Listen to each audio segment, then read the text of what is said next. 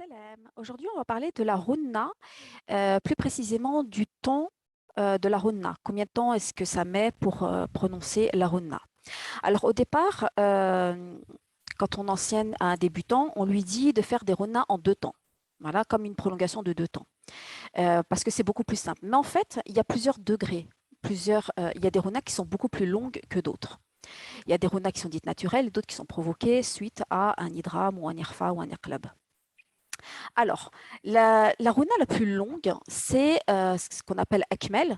C'est lorsque l'on a un nun mushaddada, un nun avec une shadda, un mim avec une shadda, ou alors lorsqu'on est dans le cas d'un idram, c'est-à-dire qu'on a un nun sakina ou un tanwin qui est suivi d'un waw ou d'un ya, ou d'un nun et d'un mim.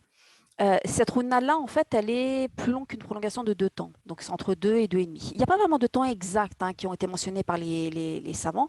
Dr. Swade, lui, en fait, il explique qu'il faut calculer, en fait, il faut que l'une soit plus longue que l'autre. Et il en est arrivé à cette conclusion à peu près, mais bon, il n'y a pas de temps précis. Ensuite, en dessous, un peu moins long, on a la runa kamila, qui est lorsque l'on fait un irfa ou un iqlab. Donc, quand on a un nun sakina ou un tanwin, qui est suivi d'une des lettres de l'irfa ou de l'iqlab.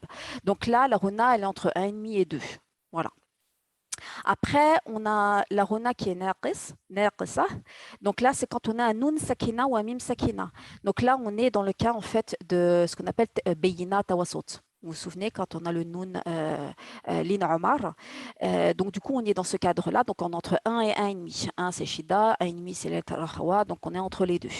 Donc c'est à 1,25. Et puis après, on a les lettres nqas.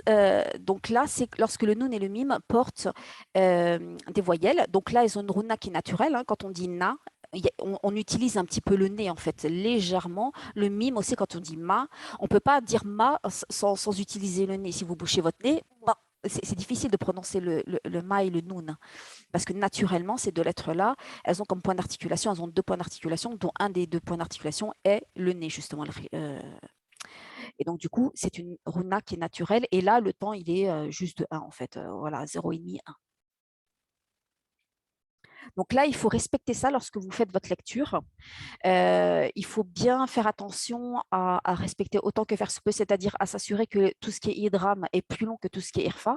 Généralement, les élèves, en fait, ils font tout pareil. Ils mélangent tout. Donc voilà, soit vous faites vos irfa moins longs que les idrams, soit les idrams plus longs que les irfa, mais vous devez vous y retrouver vous-même. Donc, il faut que vous arriviez à reconnaître les temps. C'est-à-dire que comme quand vous faites une prolongation de deux temps pour un med, quand vous faites un A ou I, vous savez que ça fait deux temps. Et ben pour la rona, c'est pareil. Vous devez calculer. Calculez avec vos doigts. Si vous n'y arrivez pas, vous faites comme avec les prolongations. Vous utilisez vos doigts pour calculer le temps de la rona. Mais il faut que vous arriviez en fait à reconnaître les temps instinctivement, en fait, sans avoir à utiliser vos doigts au final.